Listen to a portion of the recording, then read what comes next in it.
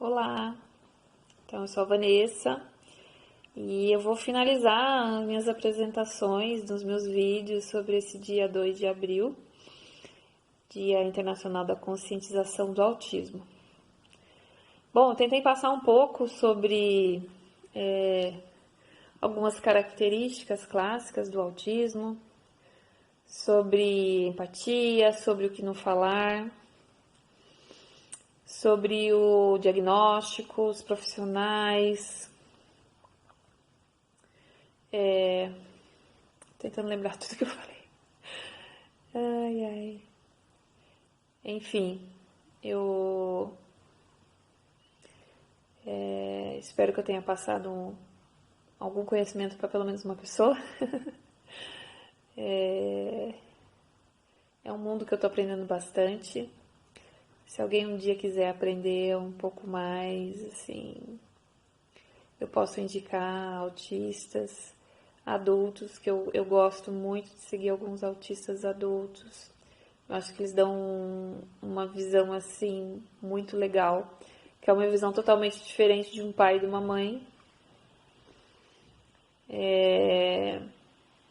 Eu falo assim, ó, é legal a gente ouvir de pai e de mãe do que já passou, né? Principalmente quando é pequeno, assim, o filho e tudo mais. Mas eu acho fantástico ver, escutar os autistas adultos. Porque daí você tem noção da visão, né, deles. Que eu tenho certeza, assim, que se um dia os meus filhos, né, tiverem conseguirem falar, expressar tudo que eles passaram, que eles vão falar muita coisa assim, puta, minha mãe já fez isso pra mim e ela não tinha noção como isso era ruim. Eu tenho certeza que sabe, eu tenho ânsia, assim, por saber esse tipo de informação, sabe? Aí, o que eu queria falar? Bom, reforçar a parte de atrasos, se você conhece alguém, se você tem um filho, se você está entrando na maternidade. Então, verifique os marcos de desenvolvimento. Não quer dizer que tem um atraso, que é um autismo, né? Mas, se tem algum atraso, ele precisa ser estimulado. Então, vamos fazer estimulação precoce. Outro ponto que eu acabei esquecendo de comentar em um dos vídeos eu acho que nem lembro se eu acho que eu só falei muito rapidamente com relação à cura, né? Tem pais que entram nesse mundo e eles se desesperam, que é super normal. E aí eles vão buscar cura, né? O autismo não tem cura, o autismo é um distúrbio neurológico. A menos que um dia descubram, né, quais genes e como faz para arrumar esses genes. Então, até lá, não tem, né? Então, como eu disse, não é uma doença. Se não é uma doença, não existe um tratamento. Existe só estimulações, que a gente chama. Então, só que tem profissional fanfarrão por aí, né? Que promete curas. Outro dia eu tava vendo, estavam falando de uma live. A live, o tema era cura do autismo. Era uma mãe que falava que seu filho foi curado. E estava junto com uma médica que ela fala uma técnica de aterramento. Procurem aí o que é a técnica de aterramento da criança.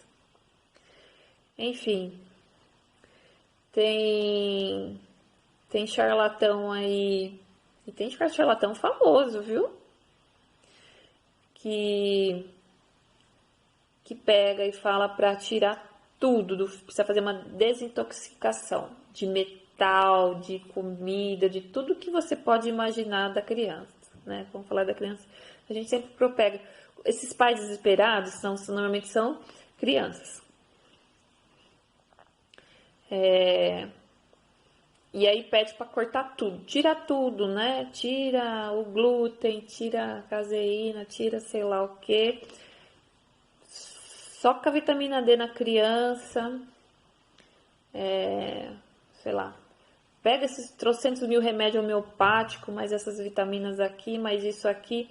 É uns combos, assim, que eles têm com farmácia homeopática, que eu já vi casos tem pai que gasta 1.000, 2.000 reais em farmácia por mês nessa brincadeira.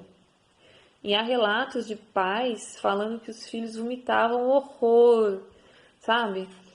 E aí eles mostravam as dosagens de coisas assim, que eram umas dosagens absurdas assim que eles estavam dando para os filhos.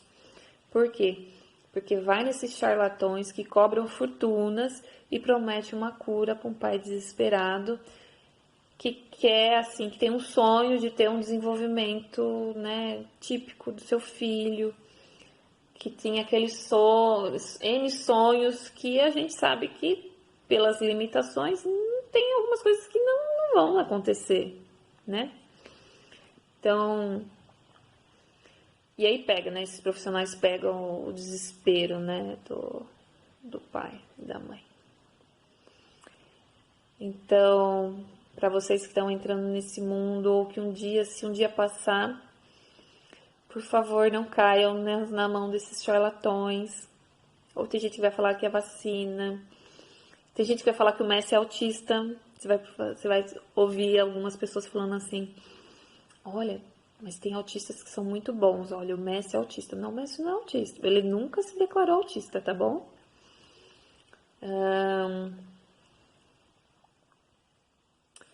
O que mais que eu ia falar pra vocês? Dieta cetogênica. Bom, não tem comprovação científica que essa dieta melhora o quadro do autismo. O que tem? Que eu já li, tá?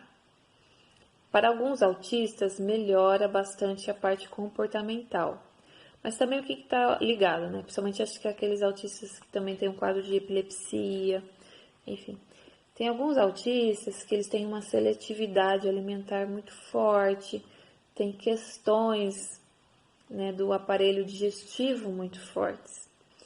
Então, quando você restringe algumas coisas na alimentação, retira algumas coisas, o organismo, né, melhora em si, né? Por exemplo, tem criança que, vamos falar a palavra, não vai ao banheiro.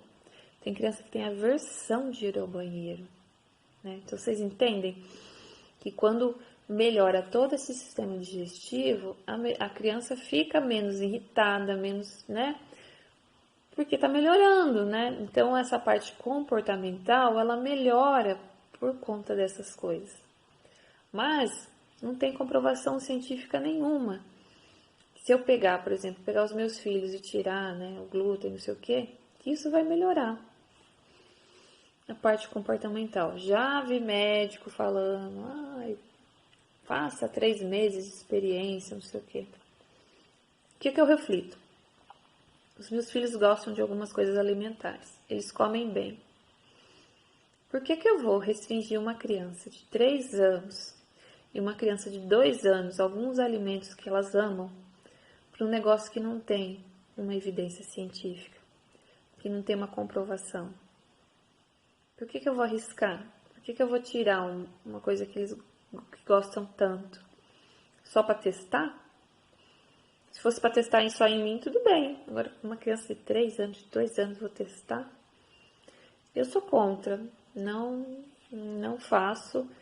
E, assim, se alguém me pedir minha opinião, a minha opinião é não faça. Se o seu filho não tem nenhum problema na parte digestiva, de restrição alimentar, alguma coisa nesse sentido. Agora, se tem, ou algum caso, né, de crises mais fortes, epilepsia e tudo mais, aí eu acho que compensa verificar profissionais, né, adequados, né, e não entrar nesse mundo aí maluco de cura, tá?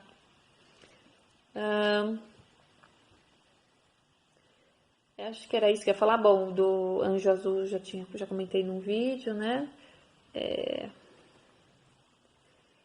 E, uns símbolos.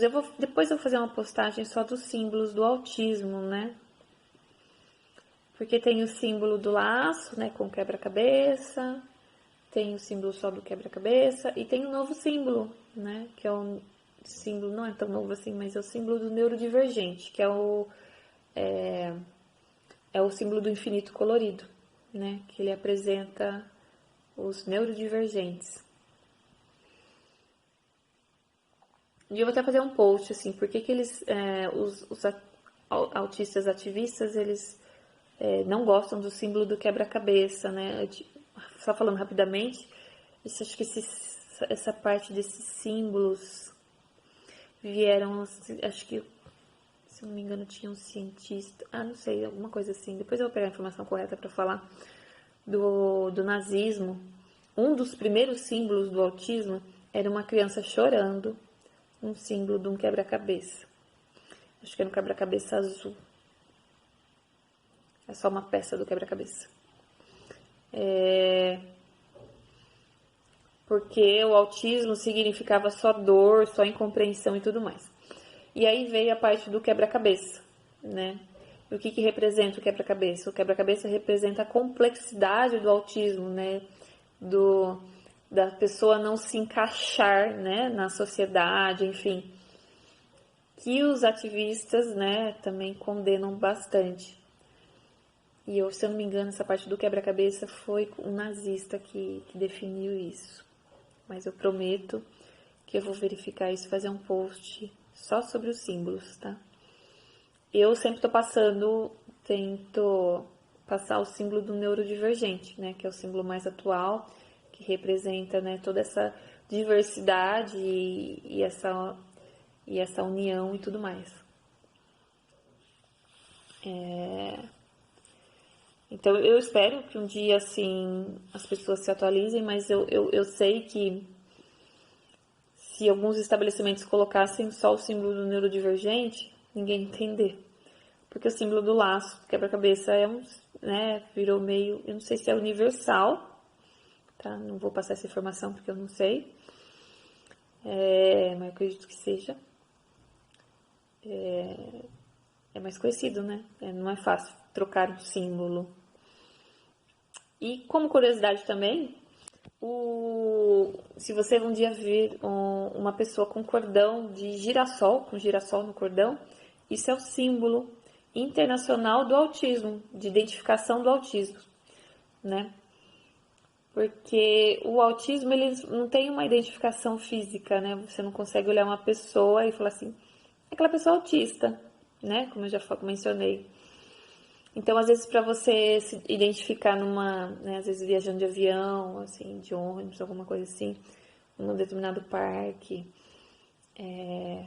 aí usa o cordão do girassol, que ele é internacional.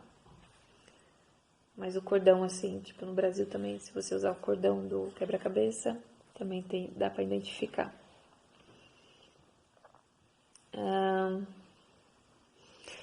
E para quem está entrando nesse mundo, os autistas têm alguns direitos, então procure um pouco sobre alguns parques, cinema, passagem aérea, compra de carro, preferência, né, em fila, enfim,